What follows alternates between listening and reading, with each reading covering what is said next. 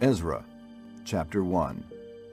In the first year of Cyrus, king of Persia, in order to fulfill the word of the Lord spoken by Jeremiah, the Lord moved the heart of Cyrus, king of Persia, to make a proclamation throughout his realm, and to put it in writing.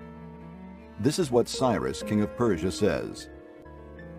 The Lord, the God of heaven, has given me all the kingdoms of the earth, and he has appointed me to build a temple for him at Jerusalem in Judah.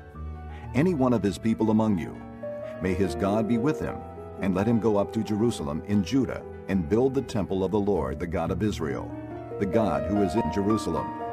And the people of any place where survivors may now be living ought to provide him with silver and gold, with goods and livestock, and with freewill offerings for the temple of God in Jerusalem. Then the family heads of Judah and Benjamin, and the priests and Levites, everyone whose heart God had moved, prepared to go up and build the house of the Lord in Jerusalem. All their neighbors assisted them with articles of silver and gold, with goods and livestock, and with valuable gifts, in addition to all the freewill offerings. Moreover, King Cyrus brought out the articles belonging to the temple of the Lord, which Nebuchadnezzar had carried away from Jerusalem and had placed in the temple of his God. Cyrus, king of Persia, had them brought by Mithredath, the treasurer, who counted them out to Sheshbazzar, the prince of Judah. This was the inventory: gold dishes, 30; silver dishes, 1,000; silver pans, 29; gold bowls, 30; matching silver bowls, 410; other articles, 1,000. In all, there were 5,400 articles of gold and of silver. Sheshbazzar brought all these along when the exiles came up from Babylon to Jerusalem. Chapter 2. Now these are the people of the province who came up from the captivity of the exiles, whom Nebuchadnezzar, king of Babylon, had taken captive to Babylon. They returned to Jerusalem and Judah, each to his own town, in company with Zerubbabel, Jeshua, Nehemiah, Seraiah, Reelaiah, Mordecai, Bilshan, Mispar, Bigvai, Rehum, and Baanah. The list of the men of the people of Israel, the descendants of Parosh, 2,172. Of Shephatiah, 372. Of Era, 775. Of Pahath Moab, through the line of Jeshua and Joab, 2,812. Of Elam, 1,254. Of Zattu, 945.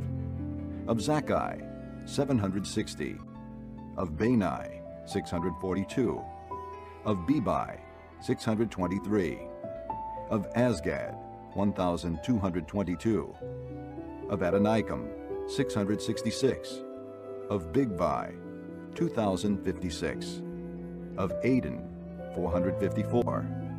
Of Ater, through Hezekiah, 98. Of Bezai, 323. Of Jorah, 112. Of Hashem, 223. Of Gibbar, 95.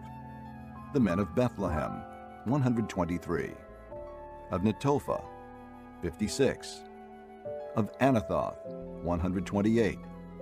Of Asmaveth, 42.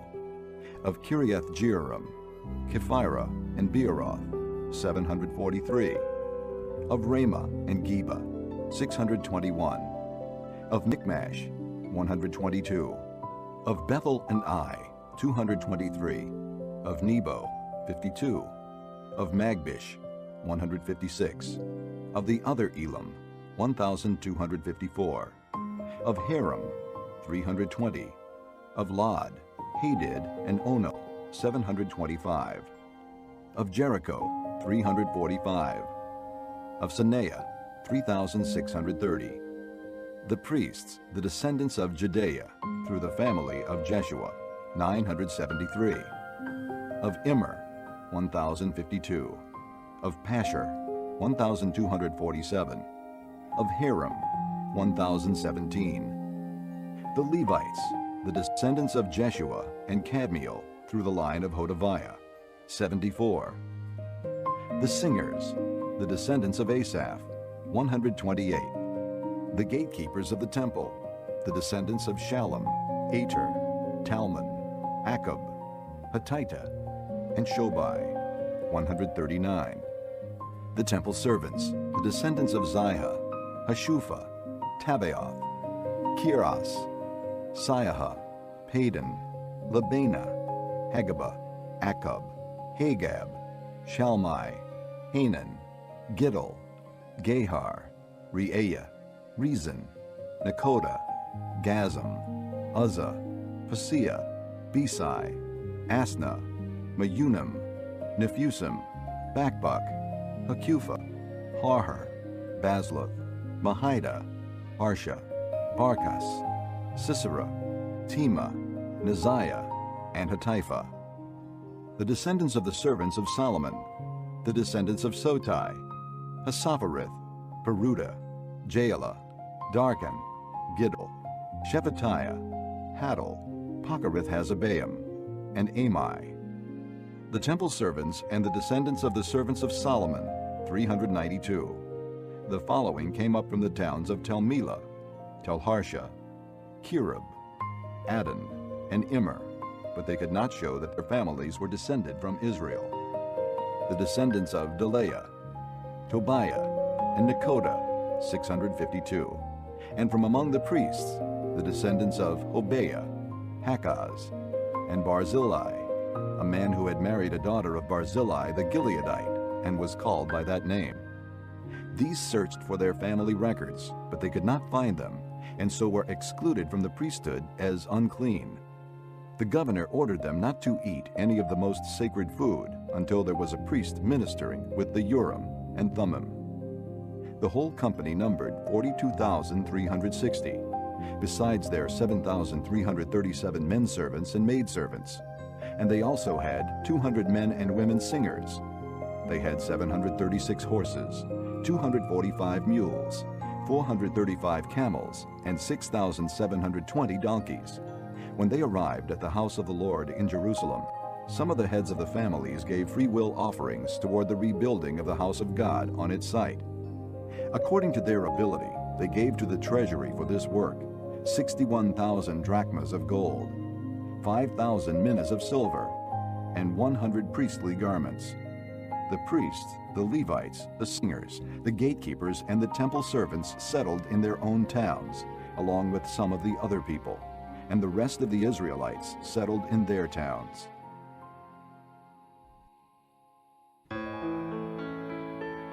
Chapter 3. When the 7th month came, and the Israelites had settled in their towns, the people assembled as one man in Jerusalem. Then Jeshua, son of Jozadak, and his fellow priest, and Zerubbabel, son of Shealtiel, and his associates, began to build the altar of the God of Israel, to sacrifice burnt offerings on it, in accordance with what is written in the law of Moses, the man of God. Despite their fear of the peoples around them, they built the altar on its foundation, and sacrificed burnt offerings on it to the Lord, both the morning and evening sacrifices. Then, in accordance with what is written, they celebrated the Feast of Tabernacles with the required number of burnt offerings prescribed for each day. After that, they presented the regular burnt offerings, the new moon sacrifices, and the sacrifices for all the appointed sacred feasts of the Lord, as well as those brought as free will offerings to the Lord. On the first day of the 7th month, they began to offer burnt offerings to the Lord, though the foundation of the Lord's temple had not yet been laid. Then they gave money to the masons and carpenters, and gave food and drink and oil to the people of Sidon and Tyre, so that they would bring cedar logs by sea from Lebanon to Joppa, as authorized by Cyrus, king of Persia. In the 2nd month of the 2nd year after their arrival at the house of God in Jerusalem, Zerubbabel, son of Shealtiel, Jeshua, son of Jozadak, and the rest of their brothers, the priests and the Levites, and all who had returned from the captivity to Jerusalem, began the work, appointing Levites 20 years of age and older to supervise the building of the house of the Lord. Jeshua and his sons and brothers, and Kadmiel and his sons, descendants of Hodaviah, and the sons of Henadad, and their sons and brothers, all Levites, joined together in supervising those working on the house of God.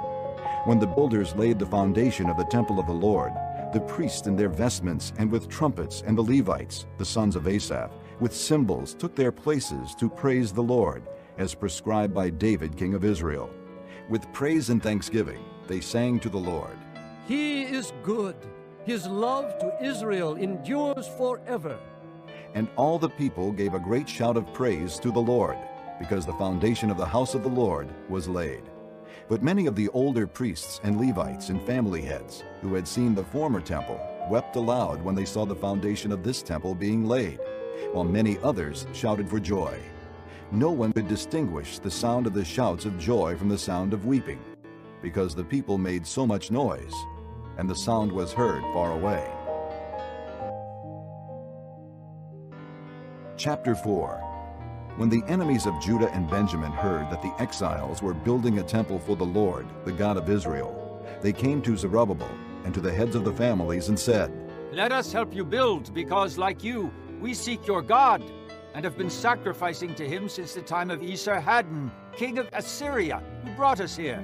But Zerubbabel, Jeshua, and the rest of the heads of the families of Israel answered, You have no part with us in building a temple to our God. We alone will build it for the Lord, the God of Israel, as King Cyrus, the king of Persia, commanded us. Then the peoples around them set out to discourage the people of Judah and make them afraid to go on building.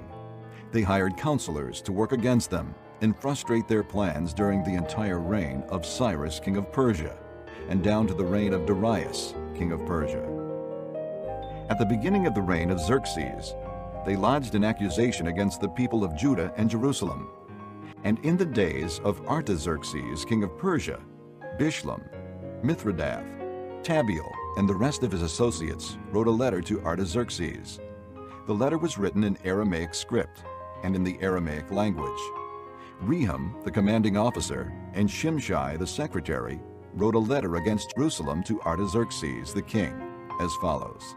Rehum, the commanding officer, and Shimshai, the secretary, together with the rest of their associates, the judges and officials, over the men from Tripolis, Persia, Erech, and Babylon, the Elamites of Susa, and the other people whom the great and honorable Ashurbanipal deported and settled in the city of Samaria and elsewhere in Trans-Euphrates.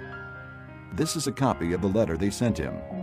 To King Artaxerxes, from your servants, the men of Trans-Euphrates. The king should know that the Jews who came up to us from you have gone to Jerusalem and are rebuilding that rebellious and wicked city. They are restoring the walls and repairing the foundations. Furthermore, the king should know that if this city is built and its walls are restored, no more taxes, tribute, or duty will be paid, and the royal revenues will suffer. Now, since we are under obligation to the palace and it is not proper for us to see the king dishonored, we are sending this message to inform the king, so that a search may be made in the archives of your predecessors. In these records you will find that this city is a rebellious city, troublesome to kings and provinces, a place of rebellion from ancient times. That is why this city was destroyed. We inform the king that if this city is built and its walls are restored, you will be left with nothing in Trans-Euphrates. The king sent this reply. To Rehum, the commanding officer, Shimshai, the secretary, and the rest of their associates living in Samaria and elsewhere in Trans-Euphrates. Greetings. The letter you sent us has been read and translated in my presence. I issued an order and a search was made, and it was found that this city has a long history of revolt against kings and has been a place of rebellion and sedition. Jerusalem has had powerful kings ruling over the whole of Trans-Euphrates, and taxes, tribute, and duty were paid to them. Now issue an order to these men to stop work, so that this city will not be rebuilt until I so order. Be careful not to neglect this matter. Why let this threat grow to the detriment of the royal interest? As soon as the copy of the letter of King Artaxerxes was read to Rehum and Shimshai the secretary and their associates, they went immediately to the Jews in Jerusalem and compelled them by force to stop. Thus the work on the house of God in Jerusalem came to a standstill until the 2nd year of the reign of Darius, king of Persia. Chapter 5. Now Haggai the prophet and Zechariah the prophet, a descendant of Iddo, prophesied to the Jews in Judah and Jerusalem in the name of God of Israel, who was over them. Then Zerubbabel, son of Shealtiel, and Jeshua, son of Jozadak, set to work to rebuild the house of God in Jerusalem, and the prophets of God were with them, helping them. At that time, Tattenai, governor of Trans-Euphrates, and Shethar-Bozenai and their associates went to them and asked, "Who authorized you to rebuild this temple and restore this structure?" They also asked, "What are the names of the men constructing this building?"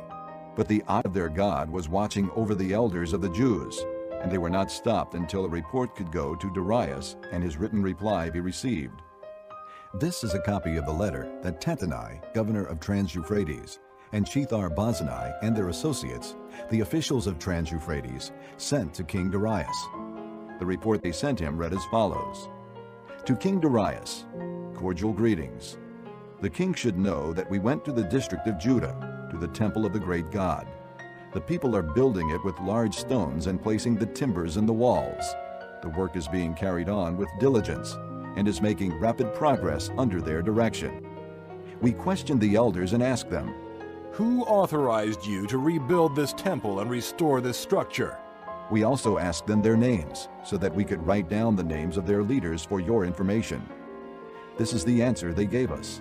We are the servants of the God of heaven and earth, and we are rebuilding the temple that was built many years ago, one that a great king of Israel built and finished. But because our fathers angered the God of heaven, he handed them over to Nebuchadnezzar the Chaldean, king of Babylon, who destroyed this temple and deported the people to Babylon. However, in the first year of Cyrus, king of Babylon, King Cyrus issued a decree to rebuild this house of God. He even removed from the temple of Babylon the gold and silver articles of the house of God, which Nebuchadnezzar had taken from the temple in Jerusalem and brought to the temple in Babylon. Then King Cyrus gave them to a man named Sheshbazzar, whom he had appointed governor. And he told him, "Take these articles and go and deposit them in the temple in Jerusalem, and rebuild the house of God on its site." So this Sheshbazzar came and laid the foundations of the house of God in Jerusalem. From that day to the present, it has been under construction, but is not yet finished. Now if it pleases the king, let a search be made in the royal archives of Babylon to see if King Cyrus did in fact issue a decree to rebuild this house of God in Jerusalem. Then let the king send us his decision in this matter. Chapter 6. King Darius then issued an order, and they searched in the archives stored in the treasury at Babylon. A scroll was found in the citadel of Ecbatana, in the province of Media, and this was written on it. Memorandum. In the first year of King Cyrus, the king issued a decree concerning the temple of God in Jerusalem. Let the temple be rebuilt as a place to present sacrifices, and let its foundations be laid. It is to be 90 feet high and 90 feet wide, with 3 courses of large stones and 1 of timbers.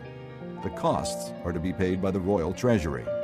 Also, the gold and silver articles of the house of God, which Nebuchadnezzar took from the temple in Jerusalem and brought to Babylon, are to be returned to their places in the temple in Jerusalem. They are to be deposited in the house of God.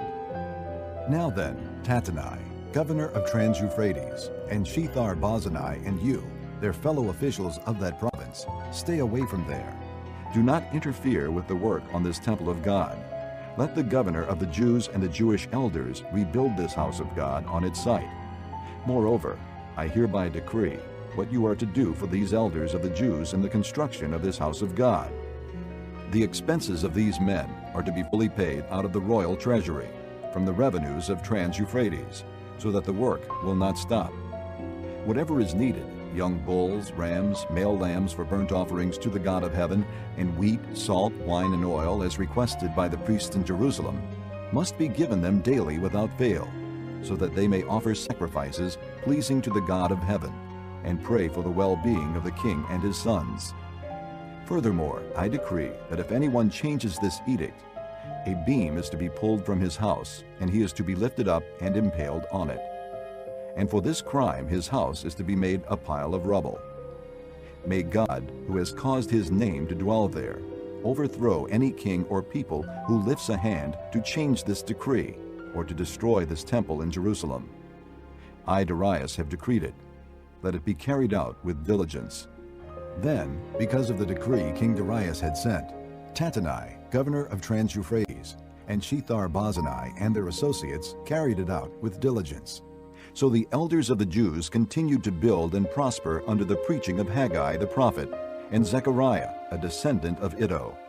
They finished building the temple according to the command of the God of Israel and the decrees of Cyrus, Darius, and Artaxerxes, kings of Persia. The temple was completed on the 3rd day of the month Adar in the 6th year of the reign of King Darius. Then the people of Israel, the priests, the Levites, and the rest of the exiles celebrated the dedication of the house of God with joy. For the dedication of this house of God, they offered 100 bulls, 200 rams, 400 male lambs, and, as a sin offering for all Israel, 12 male goats, one for each of the tribes of Israel. And they installed the priests and their divisions, and the Levites in their groups for the service of God at Jerusalem, according to what is written in the book of Moses. On the 14th day of the 1st month, the exiles celebrated the Passover. The priests and Levites had purified themselves and were all ceremonially clean.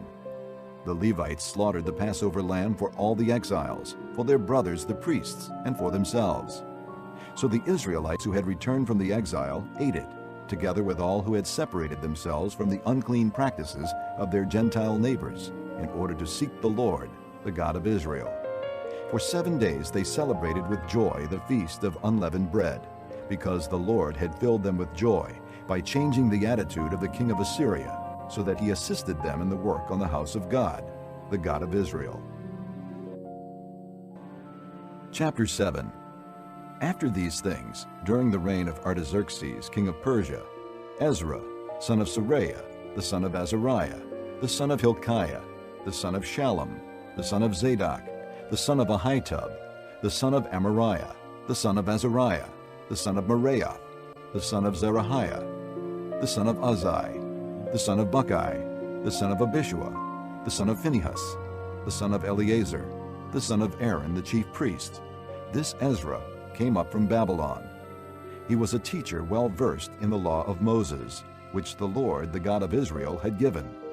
The king had granted him everything he asked, for the hand of the Lord his God was on him. Some of the Israelites, including priests, Levites, singers, gatekeepers, and temple servants, also came up to Jerusalem in the 7th year of King Artaxerxes. Ezra arrived in Jerusalem in the 5th month of the 7th year of the king. He had begun his journey from Babylon on the 1st day of the 1st month, and he arrived in Jerusalem on the 1st day of the 5th month, for the gracious hand of his God was on him. For Ezra had devoted himself to the study and observance of the law of the Lord, and to teaching its decrees and laws in Israel. This is a copy of the letter King Artaxerxes had given to Ezra the priest and teacher, a man learned in matters concerning the commands and decrees of the Lord for Israel. Artaxerxes, king of kings. To Ezra the priest, a teacher of the law of the God of heaven. Greetings. Now I decree that any of the Israelites in my kingdom, including priests and Levites, who wish to go to Jerusalem with you, may go. You are sent by the king and his 7 advisers to inquire about Judah and Jerusalem with regard to the law of your God, which is in your hand. Moreover, you are to take with you the silver and gold that the king and his advisers have freely given to the God of Israel, whose dwelling is in Jerusalem, together with all the silver and gold you may obtain from the province of Babylon, as well as the free will offerings of the people and priests for the temple of their God in Jerusalem. With this money, be sure to buy bulls, rams, and male lambs, together with their grain offerings and drink offerings, and sacrifice them on the altar of the temple of your God in Jerusalem. You and your brother Jews may then do whatever seems best with the rest of the silver and gold, in accordance with the will of your God. Deliver to the God of Jerusalem all the articles entrusted to you for worship in the temple of your God, and anything else needed for the temple of your God that you may have occasion to supply, you may provide from the royal treasury. Now I, King Artaxerxes, order all the treasurers of Trans-Euphrates to provide with diligence whatever Ezra the priest, a teacher of the law of the God of heaven, may ask of you, up to 100 talents of silver, 100 cores of wheat, 100 baths of wine, 100 baths of olive oil, and salt without limit. Whatever the God of heaven has prescribed, let it be done with diligence for the temple of the God of heaven. Why should there be wrath against the realm of the king and of his sons? You are also to know that you have no authority to impose taxes, tribute, or duty on any of the priests, Levites, singers, gatekeepers, temple servants, or other workers at this house of God. And you, Ezra, in accordance with the wisdom of your God, which you possess, appoint magistrates and judges to administer justice to all the people of Trans-Euphrates, all who know the laws of your God. And you are to teach any who do not know them. Whoever does not obey the law of your God and the law of the king must surely be punished by death, banishment, confiscation of property, or imprisonment. Praise be to the Lord, the God of our fathers, who has put it into the king's heart to bring honor to the house of the Lord in Jerusalem in this way, and who has extended his good favor to me before the king and his advisers and all the king's powerful officials. Because the hand of the Lord my God was on me, I took courage and gathered leading men from Israel to go up with me. Chapter 8. These are the family heads and those registered with them who came up with me from Babylon during the reign of King Artaxerxes. Of the descendants of Phinehas, Gershom. Of the descendants of Ithamar, Daniel.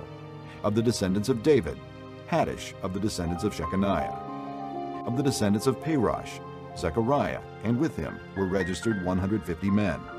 Of the descendants of Pahath-Moab, Eliahoenai, son of Zerahiah, and with him 200 men. Of the descendants of Zattu, Shechaniah, son of Jahaziel, and with him 300 men.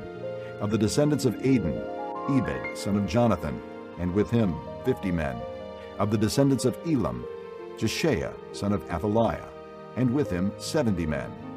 Of the descendants of Shephatiah, Zebediah, son of Michael, and with him 80 men. Of the descendants of Joab, Obadiah, son of Jehiel, and with him 218 men. Of the descendants of Bani, Shelomith, son of Josaphiah, and with him 160 men. Of the descendants of Bebai, Zechariah, son of Bebai, and with him 28 men. Of the descendants of Azgad, Johanan, son of Hakatan, and with him 110 men. Of the descendants of Adonikam, the last ones whose names were Eliphalet, Jeuel, and Shemaiah, and with them 60 men. Of the descendants of Bigvai, Uthai, and Zachar, and with them 70 men. I assembled them at the canal that flows toward Ahava, and we camped there 3 days. When I checked among the people and the priests, I found no Levites there.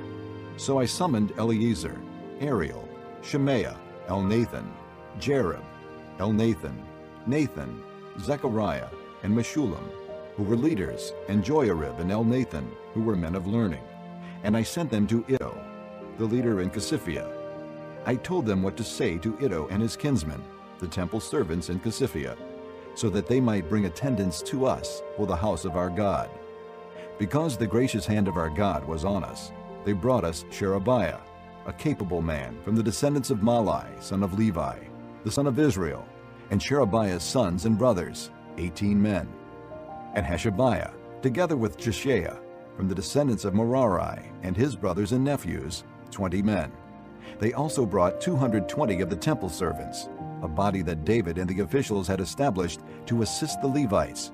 All were registered by name. There, by the Ahava Canal, I proclaimed a fast, so that we might humble ourselves before our God and ask him for a safe journey for us and our children, with all our possessions.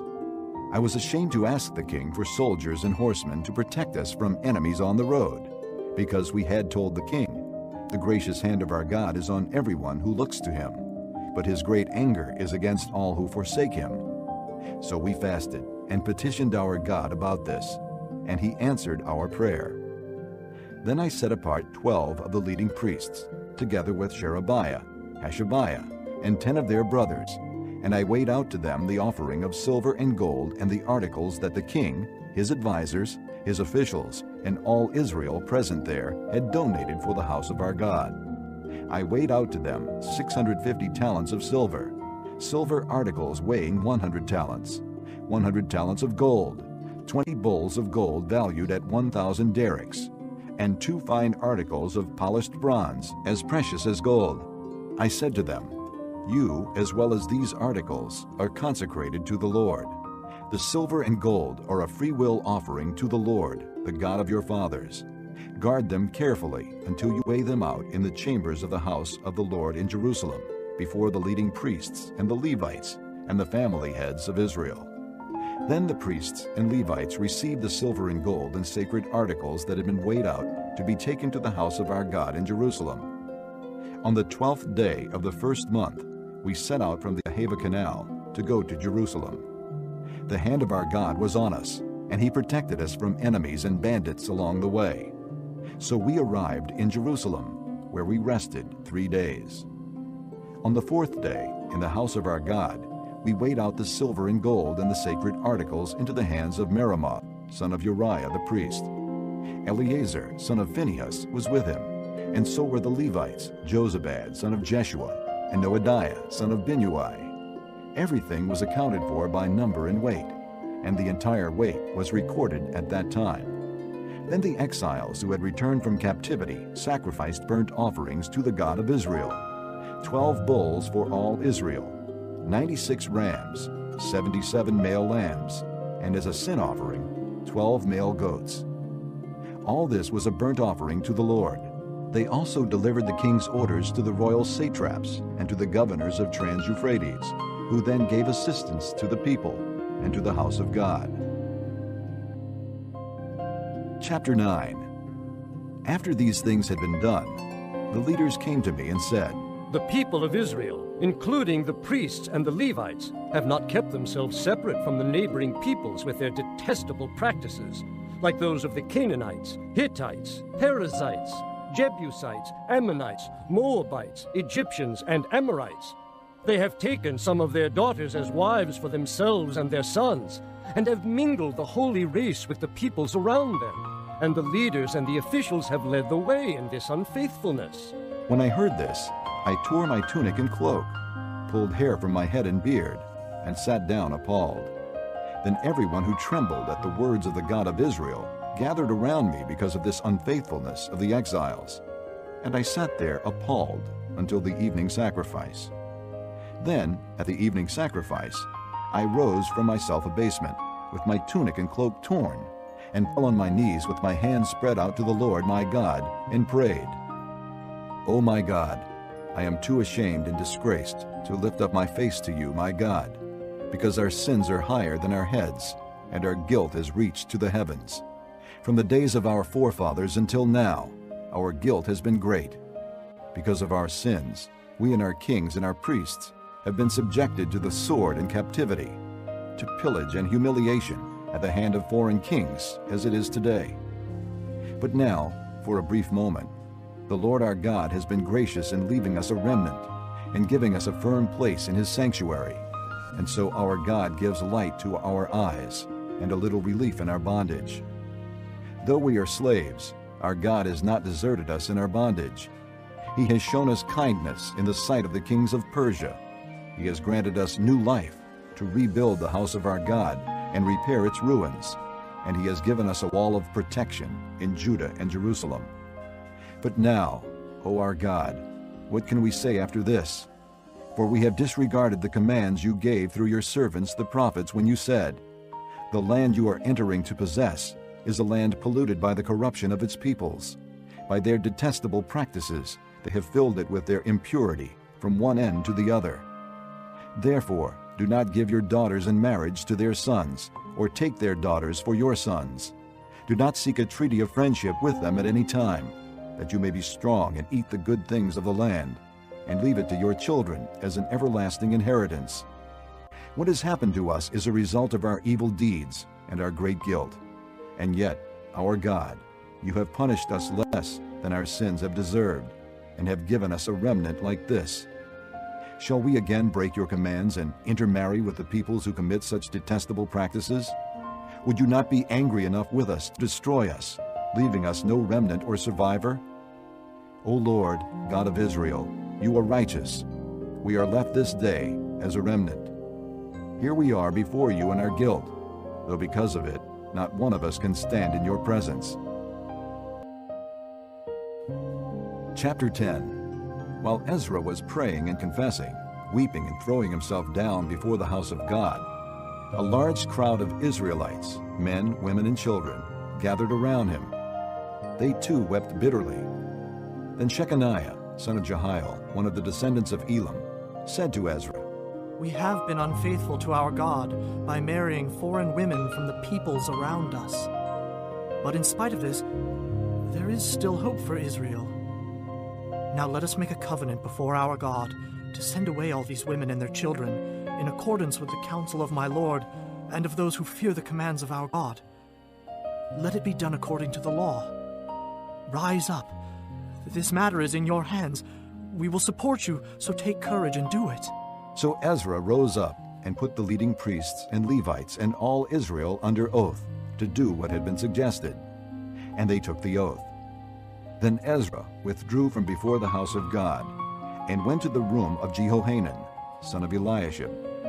While he was there, he ate no food and drank no water, because he continued to mourn over the unfaithfulness of the exiles. A proclamation was then issued throughout Judah and Jerusalem for all the exiles to assemble in Jerusalem. Anyone who failed to appear within 3 days would forfeit all his property, in accordance with the decision of the officials and elders, and would himself be expelled from the assembly of the exiles. Within the 3 days, all the men of Judah and Benjamin had gathered in Jerusalem, and on the 20th day, the 9th month, all the people were sitting in the square before the house of God, greatly distressed by the occasion and because of the rain. Then Ezra the priest stood up and said to them, "You have been unfaithful. You have married foreign women, adding to Israel's guilt. Now make confession to the Lord, the God of your fathers, and do his will. Separate yourselves from the peoples around you and from your foreign wives." The whole assembly responded with a loud voice, "You are right. We must do as you say. But there are many people here, and it is the rainy season, so we cannot stand outside. Besides, this matter cannot be taken care of in a day or two, because we have sinned greatly in this thing. Let our officials act for the whole assembly. Then let everyone in our towns who has married a foreign woman come at a set time, along with the elders and judges of each town, until the fierce anger of our God in this matter is turned away from us." Only Jonathan, son of Asahel, and Josiah, son of Tikvah, supported by Meshullam and Shabbathai the Levite, opposed this. So the exiles did as was proposed. Ezra the priest selected men who were family heads, one from each family division, and all of them designated by name. On the first day of the 10th month, they sat down to investigate the cases. And by the first day of the first month, they finished dealing with all the men who had married foreign women. Among the descendants of the priest, the following had married foreign women. From the descendants of Jeshua, son of Jozadak, and his brothers, Maaseiah, Eleazar, Jearib, and Gedaliah, they all gave their hands in pledge to put away their wives, and for their guilt they each presented a ram from the flock as a guilt offering. From the descendants of Immer, Hanani and Zebediah. From the descendants of Haram, Maaseiah, Elijah, Shemaiah, Jehiel, and Uzziah. From the descendants of Pashur, Elioenai, Maaseiah, Ishmael, Nethanel, Jozabad, and Elisah. Among the Levites, Jozabad, Shimei, Kaleah, that is Kelita, Pethahiah, Judah, and Eleazar.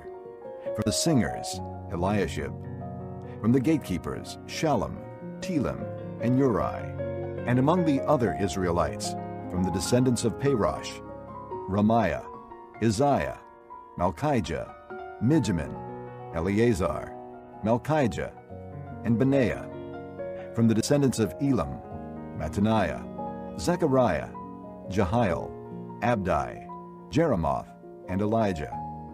From the descendants of Zatu, Elioenai, Eliashib, Mattaniah, Jeremoth, Zabad, and Aziza. From the descendants of Bebai, Jehohanan, Hananiah, Zabbai, and Athli. From the descendants of Bani, Meshullam, Malach, Adaiah, Jashub, Sheal, and Jeremoth. From the descendants of Pahath Moab, Adnah, Kelal, Benaiah, Maaseiah, Mattaniah, Bezalel, Binnui, and Manasseh. From the descendants of Haram, Eliezer, Ishijah, Malchijah, Shemaiah, Shimeon, Benjamin, Malach, and Shemariah. From the descendants of Hashem, Mattani, Mattata, Zabad, Eliphalet, Jeremiah, Manasseh, and Shimei. From the descendants of Bani, Maadai, Amram, Uel, Benaiah, Bediah, Keluhi, Benaiah, Meremoth, Eliashib, Mattaniah, Mattani, and Jaasu. From the descendants of Binnui, Shimei, Shelemiah, Nathan, Adaiah, Machnadabai, Shashai, Sharai, Azarel, Shelemiah, Shemariah, Shallum, Amariah, and Joseph. From the descendants of Nebo, Jael, Mattithiah, Zabad, Zabina, Jaddai, Joel, and Benaiah. All these had married foreign women, and some of them had children by these wives. Have you ever felt like an outsider, wondering if you'd ever truly belong? Or maybe you've faced tough times, unsure if things would ever get better. If so, you're not alone, and the story we're about to dive into might just be exactly what you need to hear. Let's talk about Ruth, one of the most incredible women in the Bible. Her story is like a blockbuster movie. It's got everything: tragedy, love, bravery, and an ending that'll blow your mind. Picture this: Israel is going through some rough times. There's not enough food to go around, people are struggling, and it seems like everyone's forgotten about God. It's in this mess that we meet Ruth, a young woman from Moab, who's about to go on the journey of a lifetime. Now you might be thinking, why should I care about some woman who lived thousands of years ago? Well, hold on to your seats, because Ruth's story is about to show us how God can take our messiest situations and turn them into something beautiful. We're talking rags to riches, outsider to insider, and hopelessness to a legacy that changed the world. So are you ready to discover how a foreign widow became one of the most important women in the Bible? Want to find out what her story can teach us about faith, love, and never giving up?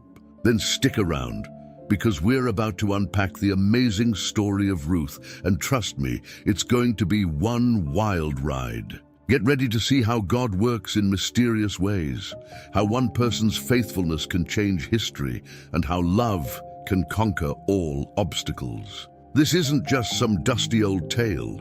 It's a story that's going to challenge you, inspire you, and maybe even change the way you see your own life. So let's jump in and discover why Ruth's story has captivated people for thousands of years, and why it's still incredibly relevant for us today. Our story begins in the land of Moab, a nation with a complex history of conflict and kinship with Israel. The Moabites, descendants of Lot, were often at odds with their Israelite neighbors. It's in this foreign land that we first encounter Ruth, a young woman likely raised in the polytheistic traditions of her people. The Bible doesn't provide extensive details about Ruth's early life, but we can infer that she was raised in a culture vastly different from the monotheistic faith of Israel.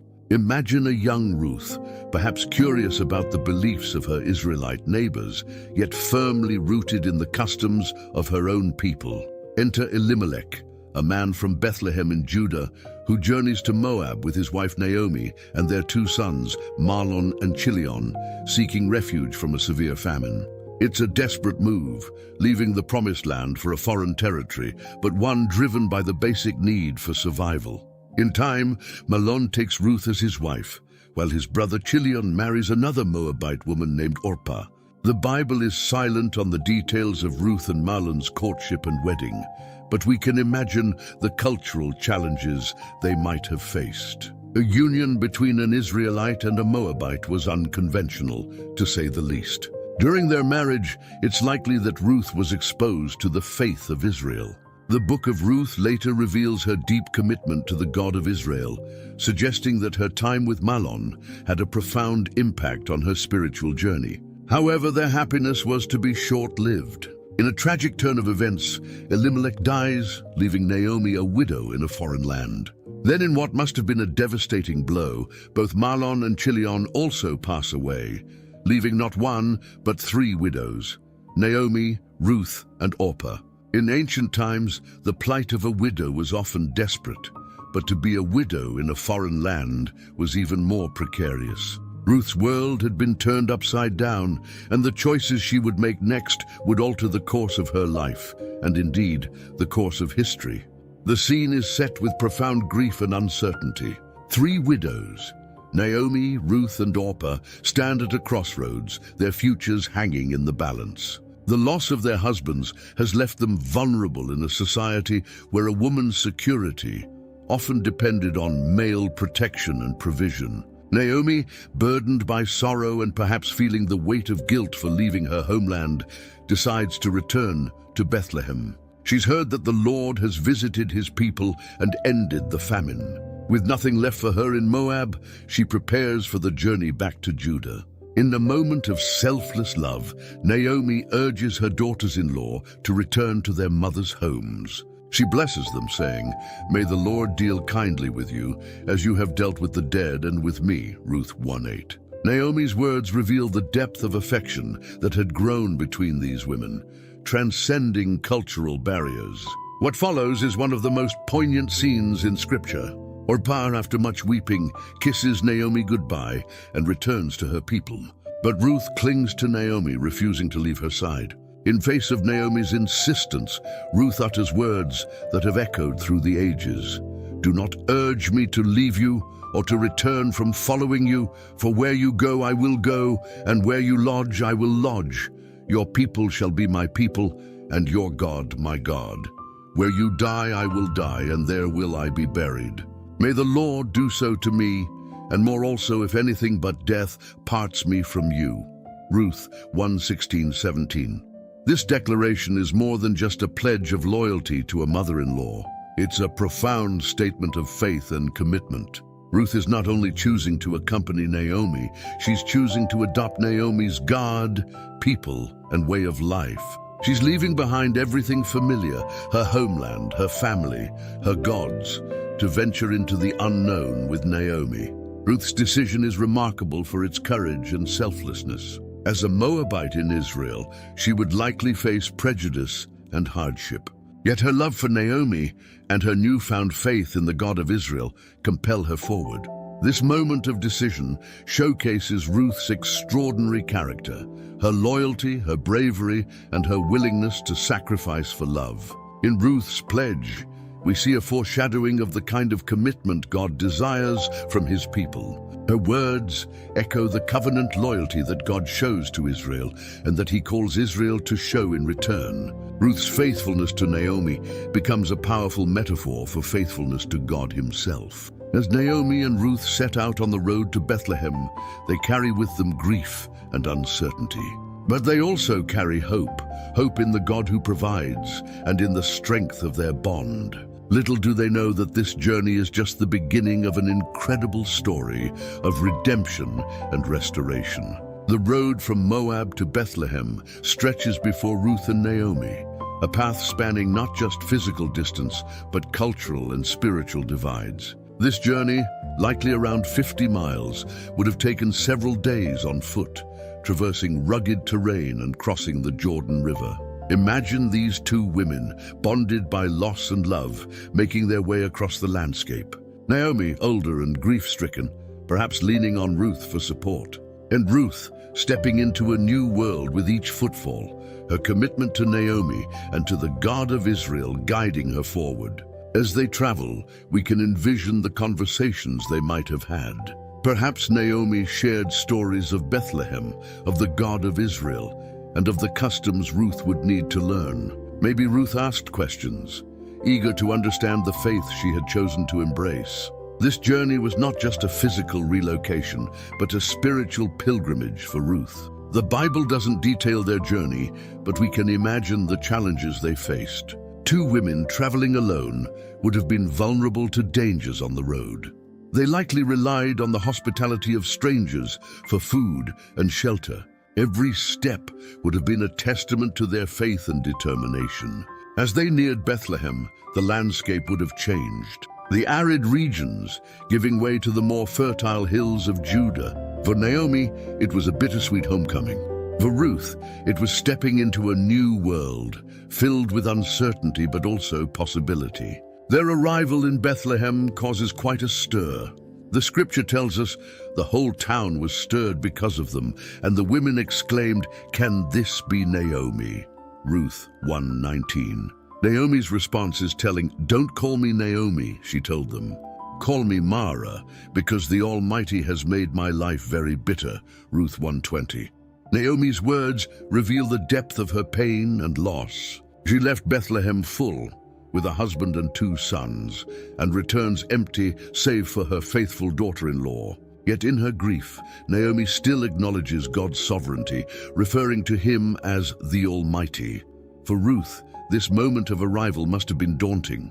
She stands beside her mother-in-law, a foreigner in a strange land, unknown and possibly unwelcome, yet she remains steadfast, ready to face whatever challenges lie ahead. Their arrival in Bethlehem coincides with the beginning of the barley harvest, a detail that seems minor but will prove pivotal in the unfolding of their story. It's a sign of God's provision. They've come at a time when work and food might be available. As Ruth and Naomi settle into life in Bethlehem, they face an uncertain future. How will they survive? How will Ruth, the Moabite, be received by the people of Bethlehem? And how will God work in their circumstances to bring about his purposes? The stage is set for the next chapter in Ruth's extraordinary journey. Little does she know that her faithfulness and courage are about to open doors she could never have imagined. As the golden hues of the barley harvest paint the fields of Bethlehem, we find Ruth taking initiative to provide for herself and Naomi. The law of Moses made provision for the poor and foreigners, allowing them to glean in the fields, gathering leftover grain after the harvesters had passed through. Ruth, in her humility and diligence, sets out to take advantage of this opportunity.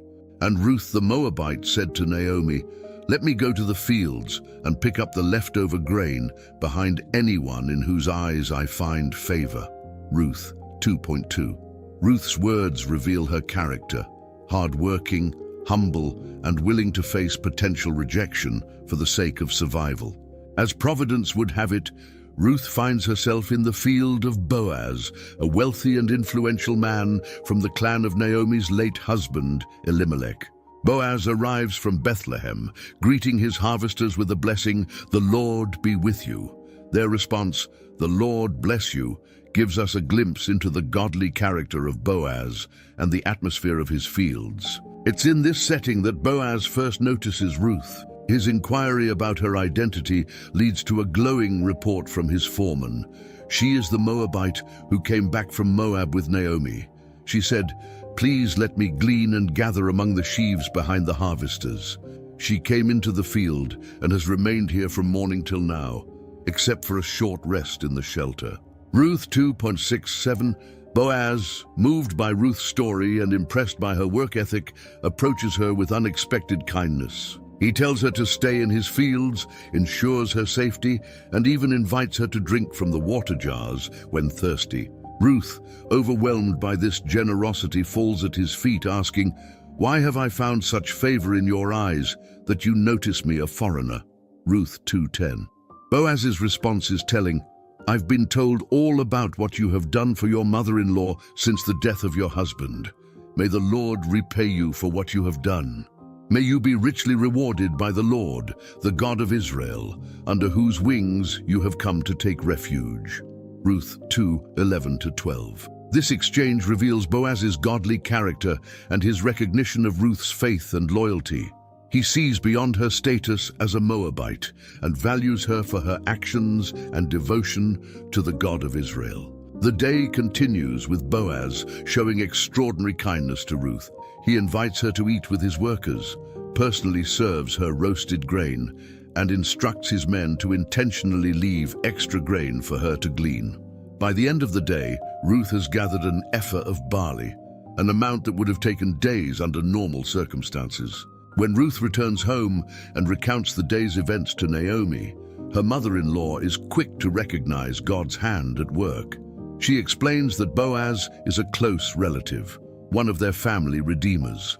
This information sets the stage for the next phase of their story as Naomi begins to see hope for Ruth's future. This encounter in the fields is more than just a fortunate coincidence.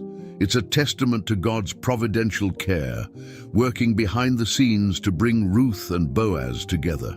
It's also a beautiful picture of God's law of gleaning in action, providing for the poor and the foreigner. As the sun sets on this pivotal day, Ruth and Naomi have newfound hope. Little do they know that this is just the beginning of a greater plan unfolding, a plan that will not only secure their future, but play a crucial role in the lineage of Israel's greatest king and ultimately the Messiah himself. With the knowledge that Boaz is a close relative and potential redeemer, Naomi's mind begins to work. She sees an opportunity not just for survival, but for Ruth's long-term security and happiness. In this, we see Naomi's love for Ruth and her wisdom in understanding the customs of Israel. Naomi says to Ruth, "My daughter, I must find a home for you, where you will be well provided for." Ruth 3:1. This statement reveals Naomi's heart. She's not thinking of herself, but of Ruth's future. It's a beautiful reciprocation of the loyalty Ruth showed her.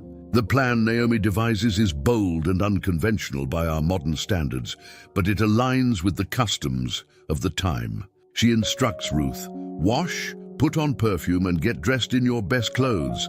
Then go down to the threshing floor, but don't let him know you are there until he has finished eating and drinking.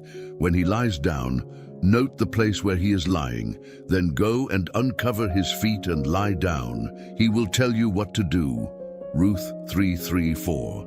This plan is fraught with risk. Ruth as a foreigner could be misunderstood or taken advantage of. Yet it's also a plan that respects the customs of levirate marriage and redemption in Israel. Naomi is essentially instructing Ruth to make herself available for marriage to Boaz, their kinsman redeemer. It's important to understand the concept of the kinsman redeemer here.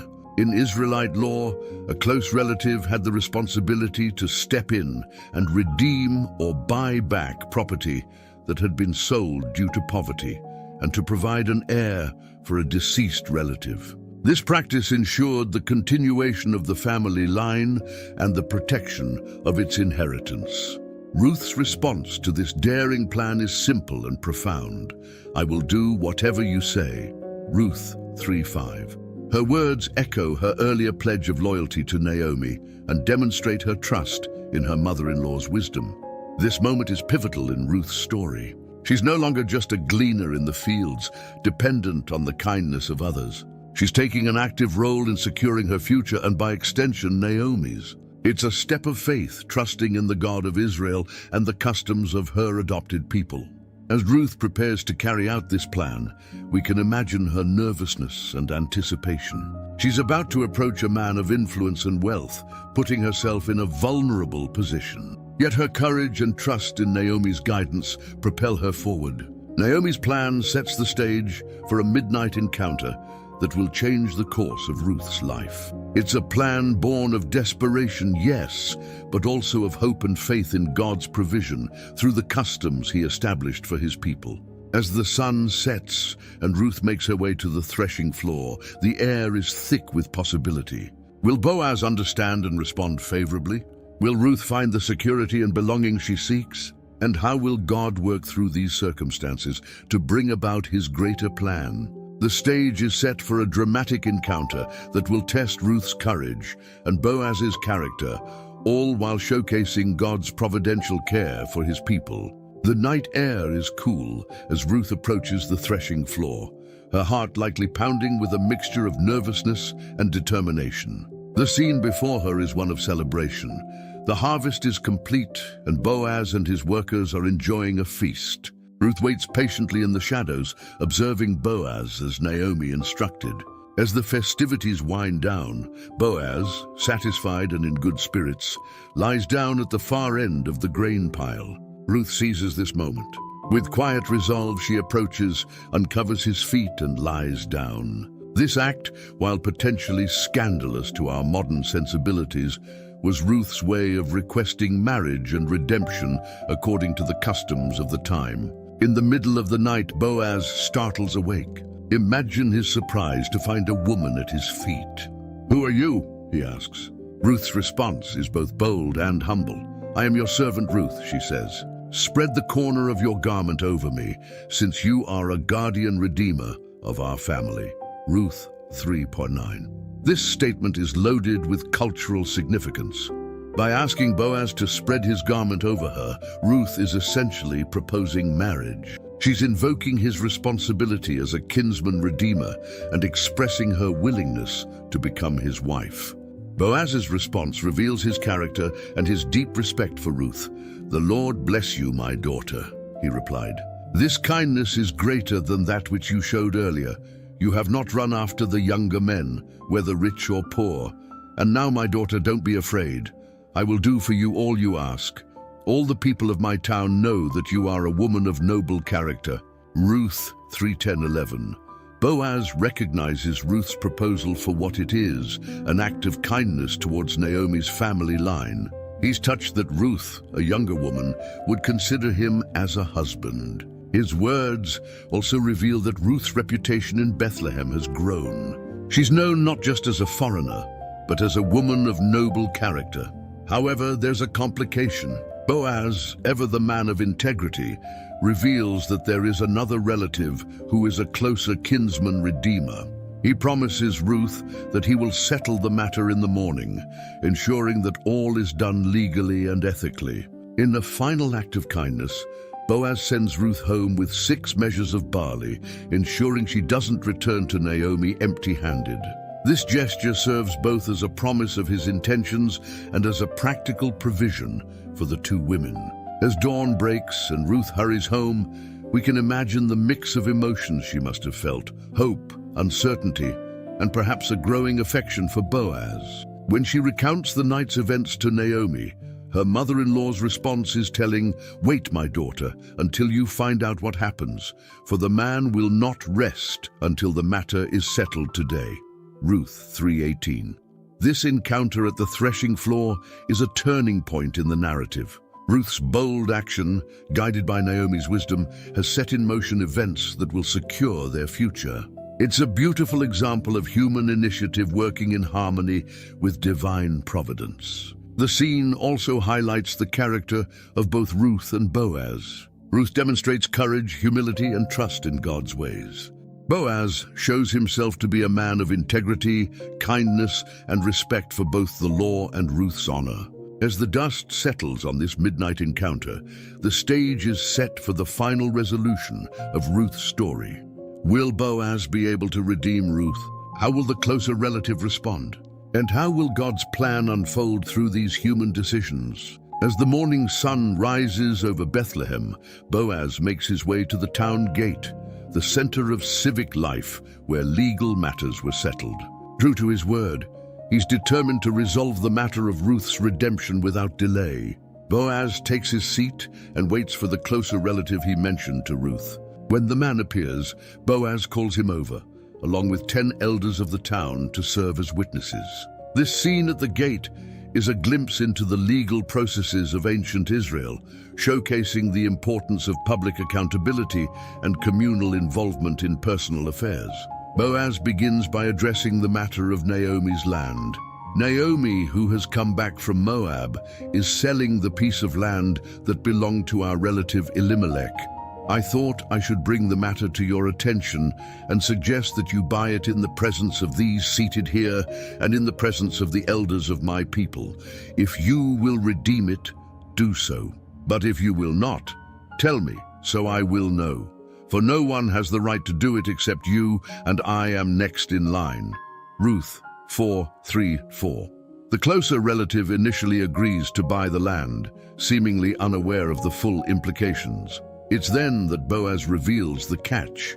"On the day you buy the land from Naomi, you also acquire Ruth the Moabite, the dead man's widow, in order to maintain the name of the dead with his property." Ruth 4:5. This stipulation changes everything.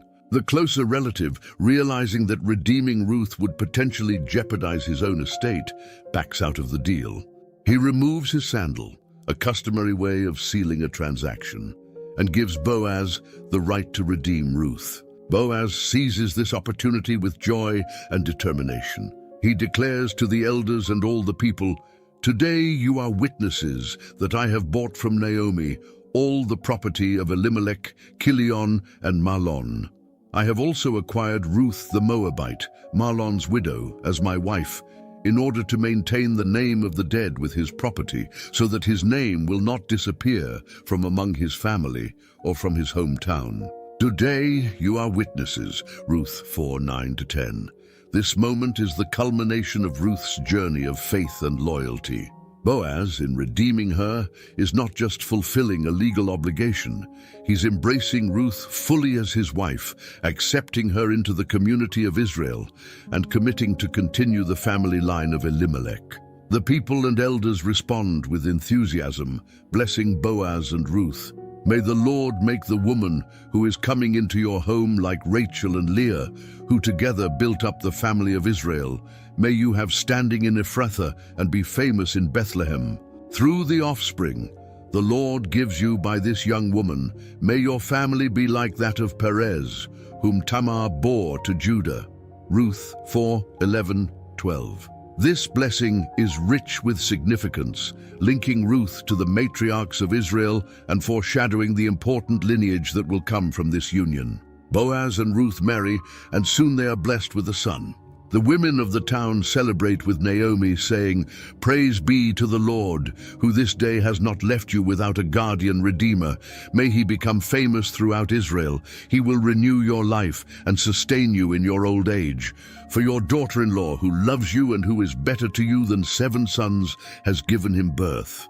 Ruth 4:14-15. The child is named Obed, and the book concludes by revealing his significance. He was the father of Jesse, the father of David.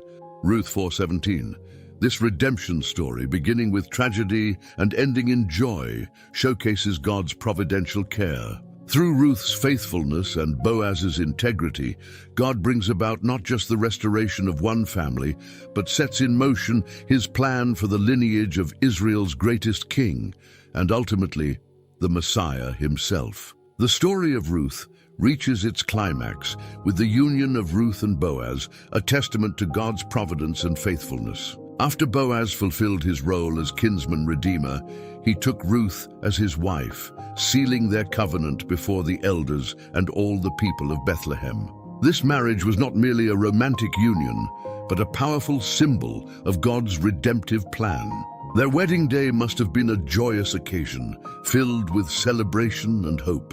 The people of Bethlehem, who had witnessed Ruth's devotion and Boaz's integrity, gathered to bless this union.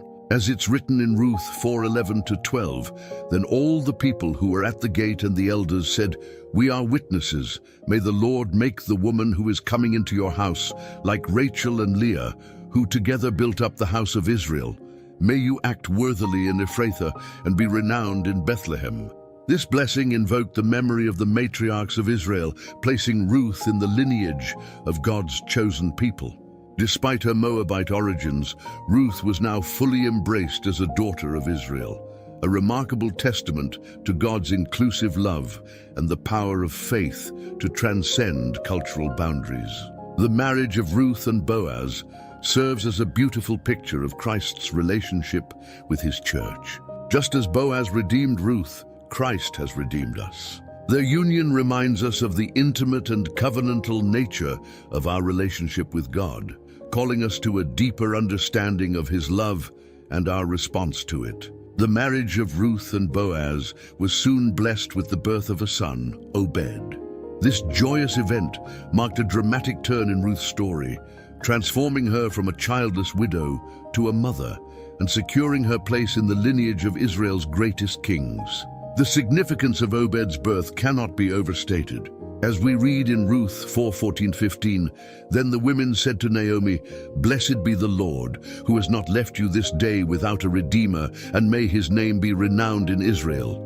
He shall be to you a restorer of life and a nourisher of your old age, for your daughter-in-law who loves you, who is more to you than 7 sons, has given birth to him.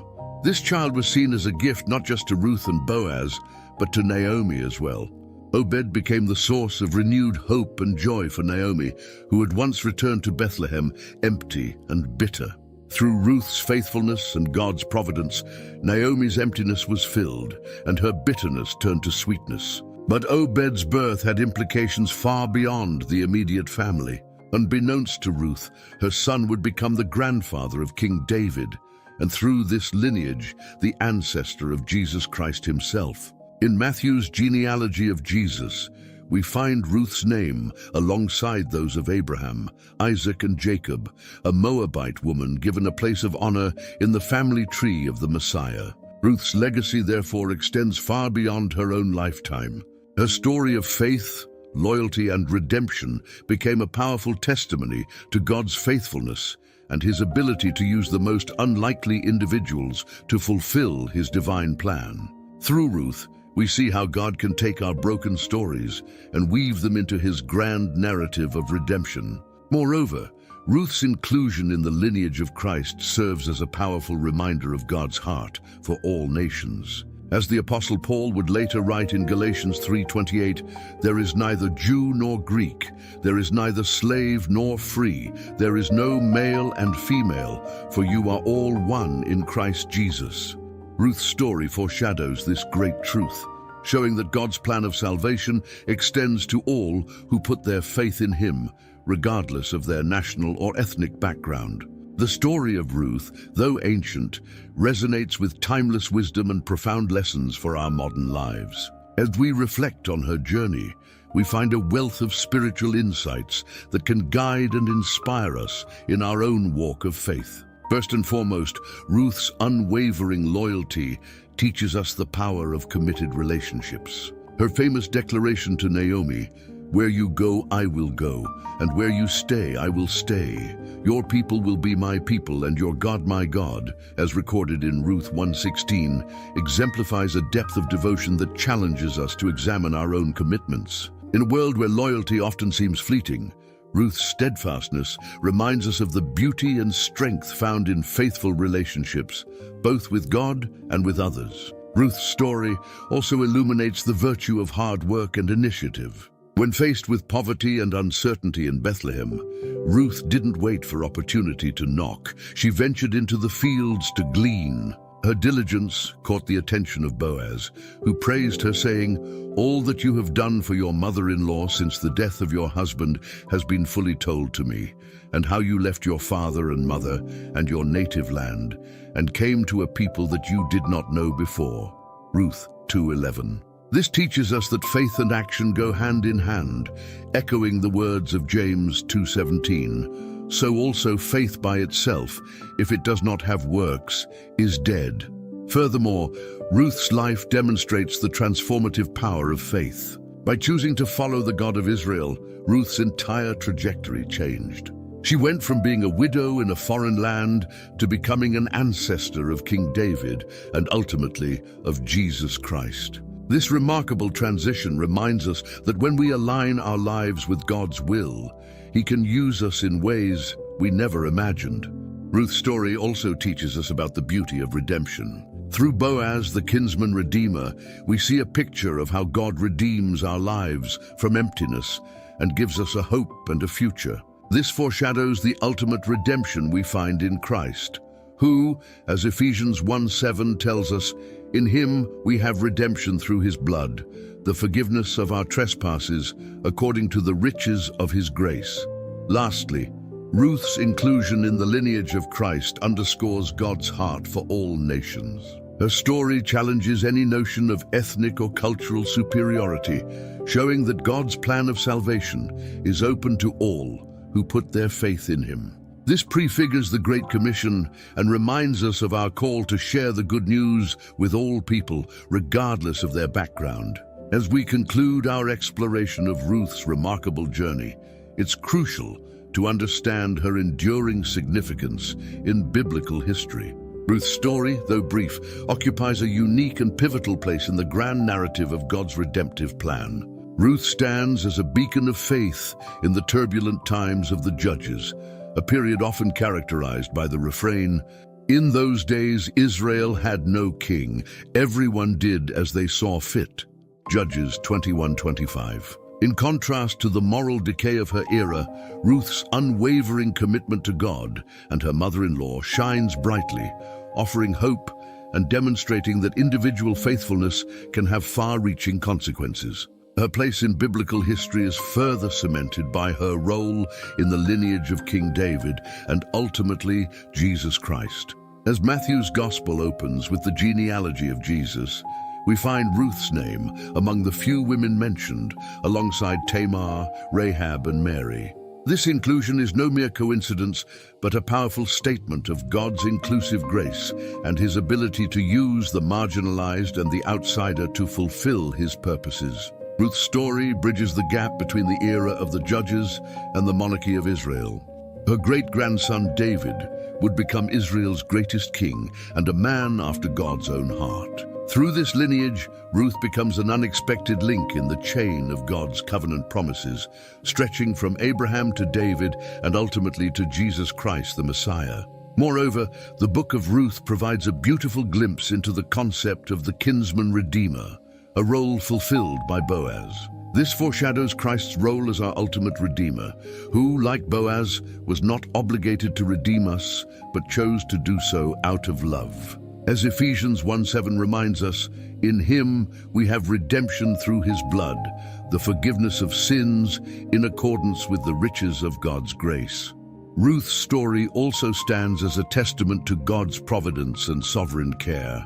From Ruth's chance encounter with Boaz to the birth of Obed, we see God's guiding hand orchestrating events to fulfill his greater purpose. This narrative reminds us that even in our darkest moments, God is at work, weaving our stories into his grand design. In the tapestry of biblical history, Ruth's thread may seem small, but it connects major themes of God's redemptive work. Her story embodies the truth found in 1 Corinthians 1:27, "But God chose the foolish things of the world to shame the wise. God chose the weak things of the world to shame the strong."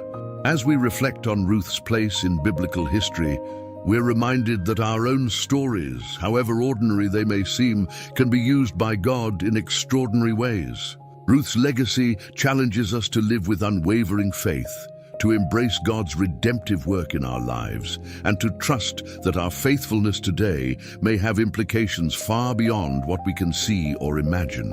In the end, Ruth's story is not just a tale of personal triumph, but a testament to the faithfulness of God, the power of his redemptive love, and the unexpected ways he works to bring about his purposes in human history. May her example inspire us to trust God more deeply, love more faithfully, and live in anticipation of how our own stories might fit into God's ongoing work of redemption in